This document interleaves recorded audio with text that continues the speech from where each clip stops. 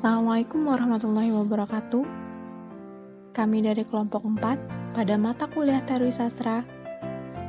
Kami akan membahas sastra sebagai sistem semiotik, mengurai kompleksitas sastra sebagai sebuah produk budaya. Terdiri dari 3 orang, saya sendiri Robiatul Adawiyah, Livia Astuti, dan juga Dimas Zidan Wardana. Selamat menyaksikan. Baik, yang pertama sastra sebagai sistem semiotik. Pada buku tentang sastra, karya Luxemburg dan kawan-kawan pada tahun 1989, kami mengambil kutipan yang pertama, yaitu kita membaca mengenai tokoh tertentu yang seringkali fiksional. Tetapi, apa yang kita baca tentang tokoh tersebut mempunyai makna yang lebih luas, serta mengatakan sesuatu yang lebih umum mengenai manusia, sifatnya, dan juga pendapatnya. Kutipannya terdapat pada halaman 15 paragraf kedua. Kemudian setelah itu kita membicarakan pembaca sebagai penafsir teks. Hal itu berlanjut kepada perhatian yang diberikan kepada tanda-tanda bagi pembaca dalam teks. Halaman 15 paragraf 3. Kemudian pembaca memahami ironi dan makna ganda dalam teks. Pembaca juga mampu dan akan baca kata-kata secara kiasan, memahaminya sebagai gambaran perjalanan ke surga yang disebutkan. Jadi pembaca juga mampu mengenali kiasan atau metafora dalam teks, karena ia tahu bahwa sastra seringkali tidak perlu dibaca secara harfiah. Kutipan tersebut pada halaman 18 paragraf ketiga. Sastra sebagai sistem semiotik.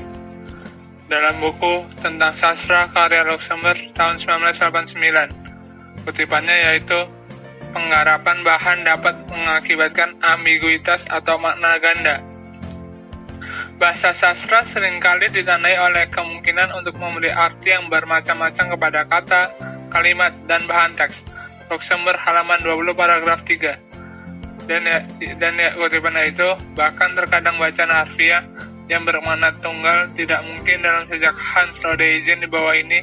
Aku, yaitu orang, diumpamakan binatang murni dan mawar kegembiraan.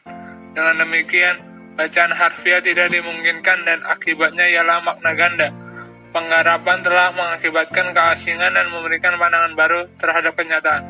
Luxemburg halaman 20 paragraf 4.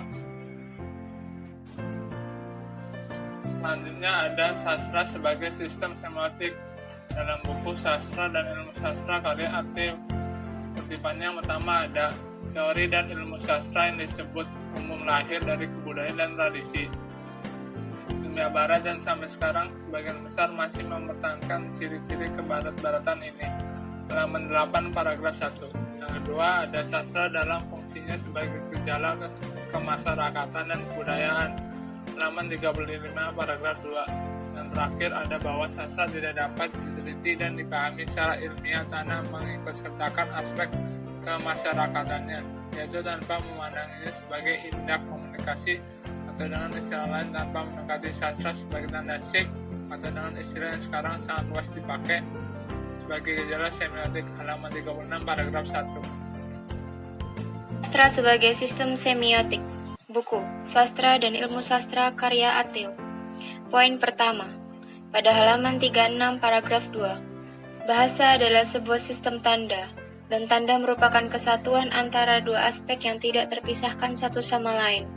Signifying artinya penanda, dan signifi artinya petanda. Signifying adalah aspek formal atau bunyi pada tanda itu, padahal signify adalah aspek kemaknaan atau konseptual. Poin kedua, halaman 38 paragraf 2. Semiotik atau semiologi sebagai ilmu tanda menjadi semakin populer dan semakin luas bidangnya, karena melingkupi tidak hanya ilmu bahasa dan sastra, tetapi juga aspek atau pendekatan tertentu dalam ilmu seni, estetika, antropologi budaya, filsafat, dan lain-lain. Poin ketiga, halaman 39 paragraf 1. Bahwa tidak hanya bahasa, tetapi juga sastra merupakan sistem tanda yang bertugas sebagai alat komunikasi antara manusia semakin luas dalam kalangan peneliti sastra. Oke, kutipan selanjutnya tentang sastra sebagai sistem semiotik pada buku Sastra dan Ilmu Sastra karya Ateo, yaitu pada halaman 42-43 paragraf ketiga. Abrams sendiri dalam tulisannya yang untuk pertama kali diterbitkan tahun 1953 belum memakai istilah semiotik atau teori komunikasi. Modelnya sangat mirip dengan organon Buchler tadi dan dengan model-model yang kemudian dikembangkan oleh ahli sastra dan semiotik. Sastra sebagai ungkapan bahasa tidak mungkin kita pahami tanpa pengetahuan mengenai keadaan dan fungsi bahasa. Ilmu sastra sebagai dasarnya memerlukan ilmu bahasa. Yang kedua, faktor pertama yang dalam model semiotik sastra harus diberi tempat yang selayaknya adalah bahasa itu sendiri sebagai sistem tanda yang kompleks dan beragam. Pada halaman 48, paragraf keempat. Sastra sebagai sistem semiotik. Buku Ateo halaman 78 paragraf 1. Sastra disebut sistem tanda sekunder yang membentuk model, yaitu yang tergantung pada sistem primer yang diadakan oleh bahasa, dan yang hanya dapat dipahami dalam hubungannya dan seringkali dalam pertentangannya dengan sistem bahasa, atau dengan kutipan dari sebuah karangan ahli teori sastra Prancis Todorov yang mengutip ahli bahasa Benveniste, yang berarti bahasa menentukan segala sistem semiotik. Oleh karena seni, demikian pula seni sastra adalah satu di antara sistem semiotik itu. Kita tahu pasti bahwa kita akan menemukan di dalamnya cap dari bentuk-bentuk abstrak bahasa itu. Latar belakang yang sama kita lihat pula dalam pertentangan antara meaning, arti, dan significance, makna, yang telah dikutip dari tulisan Raffiter sebagai prinsip semiotik sastra yang terpenting. Kutipan selanjutnya yaitu penelitian nilai termasuk bidang estetika sebagai cabang ilmu pengetahuan tersendiri, yaitu sebuah usaha untuk menemukan ide bahwa yang sering kali disebut keindahan karya sastra atau kenikmatan pembacanya berkaitan dengan ciri-ciri khas model semiotik. Pada halaman 51-52, paragraf ketiga.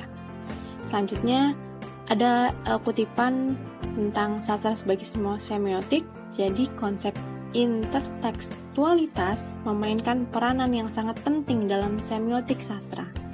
Tidak hanya dalam usaha untuk sekedar memberi interpretasi, tentu terhadap karya sastra yang konkret saja. Kutipan tersebut pada halaman 114, paragraf kedua. Selanjutnya ada kompleksitas sastra sebagai sebuah produk budaya.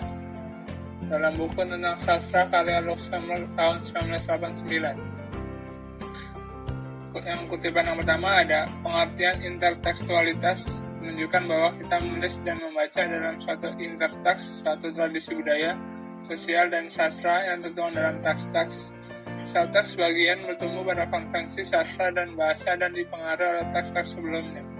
Luxemburg halaman 10 paragraf 2. Dan yang selanjutnya ada, akhirnya realisme dalam seni juga merupakan hasil tradisi dan konvensi. Novel dokumenter besar pada abad ke-19 adalah sebagian dari tradisi pengisahan yang saat itu berumur lebih dari 1 abad, yang nampaknya seperti gambaran kenyataan secara langsung. Seringkali adalah konvensional dan ditentukan oleh tuntutan serta kebiasaan ragam kisahan. Luxemburg halaman 13 paragraf 3. Sebuah produk budaya. Buku tentang sastra karya Luxemburg 1989. Poin pertama, halaman 19 paragraf 1. Di zaman modern di Eropa, bagi banyak orang, Vergilius pernah menjadi bacaan sekolah untuk mengenal kebudayaan Romawi dan belajar bahasa Latin. Bagi generasi yang lebih mutakhir, ia merupakan salah satu saja di antara sejumlah besar karya klasik dalam sastra Eropa Barat. Poin 2, halaman 21, paragraf 3. Setiap definisi sastra terikat pada waktu dan budaya, karena sastra adalah hasil kebudayaan. Pada poin 3, halaman 22, paragraf 5. Dalam setiap karya sastra ada ketegangan antara kreativitas dan tradisi. Seringkali ada tuntunan mengenai originalitas dalam bentuk dan isi. Sekaligus sifat kesastraan sangat bergantung pada konvensi tertentu. Kompleksitas sastra sebagai sebuah produk budaya. Buku Sastra dan Ilmu Sastra karya Atiu. Poin 1, halaman 49, paragraf 1. Tanpa pengetahuan latar belakang konvensi sastra, pembaca tidak mempunyai jalan masuk ke hakikat sebuah karya sastra. Demikian pula penulis mengarang karya sastra bukan dari awang-awang saja. Bagi dia pun tersedia sejumlah konvensi, sebuah acuan litereri yang mengarah dan mendorong penciptanya. Poin kedua, halaman 54-55, paragraf 4. Kemudian perlu disebut sastra dan puitika dari lingkungan kebudayaan Asia yang agung, yaitu kebudayaan India, Cina, dan Arab, yang masing-masing menunjukkan keistimewaan yang bukan yang mustahil dalam persamaan dan perbedaannya dengan situasi Indonesia, dapat merangsang peneliti sastra Indonesia untuk mencari ide-ide dan kerangka pikiran yang lebih sesuai dengan ciri khas sastra Indonesia. Kompleksitas sastra sebagai sebuah produk budaya. Buku Sastra dan Ilmu Sastra karya Atiu, halaman 49, paragraf 1. Dalam kebudayaan India dikembangkan teori sastra yang pada suatu pihak sangat erat hubungannya dengan ilmu bahasa India. Berdasarkan ciri khas bahasa Sanskerta dan dengan Panini sebagai tokoh terkemuka, pada pihak lain puitika India sangat erat kaitannya dengan perkembangan drama di India, dan teorinya terutama menekankan majas sebagai kategori utama bahasa puitik. Juga karena hubungannya dengan sastra Jawa kuno yang pada gilirannya berpengaruh atas perkembangan sastra dan pandangan terhadap sastra di Indonesia. Tidak hanya dalam kebudayaan Jawa, puisi dan puitika India perlu diberi perhatian juga. Selanjutnya, kompleksitas sastra sebagai sebuah produk budaya pada buku Sastra dan Ilmu Sastra karya Atiu. Kutipan selanjutnya adalah, dari segi apa yang telah dikatakan, jelaslah pemahaman sebuah karya sastra tidak mungkin tanpa pengetahuan. Sedikit banyaknya mengenai kebudayaan yang melatar belakangi karya sastra tersebut dan tidak langsung terungkap dalam sistem tanda bahasanya. Untuk memahami roman Dickens, kita harus mengetahui sedikit banyaknya mengenai keadaan dan konvensi sosial budaya di London. Pada bagian pertama, kutipan tersebut pada halaman 78-79 di paragraf kedua. Selanjutnya, yang populer pula dalam abad ke-19 ialah pendekatan yang melihat sastra pertama-tama sebagai sarana untuk memahami aspek-aspek kebudayaan yang lebih luas, terutama agama, sejarah, atau aspek kemasyarakatan. Itu pun dapat diperlihatkan di bidang studi sastra Indonesia, mulai dari abad ke-19 sampai jauh ke dalam abad ini. Teks-teks Jawa kuno, Jawa, Melayu, Aceh, dan lain-lain dimanfaatkan untuk memperjelas aspek kebudayaan tertentu, tetapi seringkali kurang mendapat perhatian sebagai aspek kebudayaan tersendiri yang memerlukan pendekatan khas yang cocok dengan sifatnya sebagai sastra. Pada halaman 99 paragraf kedua. Yang terakhir, mengenai kompleksitas sastra sebagai sebuah produk budaya dalam buku Sastra dan Ilmu Sastra karya Atiu. Karya sastra tidak dapat diteliti secara terasing, tetapi harus dipahami dalam rangka sistem sastra dengan latar belakang sejarah yang ada pada halaman 109 paragraf 1. Kemudian intertekstualitas ialah prinsip yang untuk pertama kalinya dikembangkan oleh peneliti Prancis Julia Kristeva. Prinsip ini berarti bahwa setiap teks sastra harus dibaca dengan latar belakang teks-teks lainnya, sehingga tidak ada sebuah teks pun yang sungguh-sungguh mandiri. Dalam arti, penciptaan dan pembacaannya tidak dapat dilakukan tanpa adanya teks-teks lain. Dan pemahaman teks baru memerlukan latar belakang pengetahuan tentang teks-teks yang mendahulinya. Pada halaman 113, paragraf 1.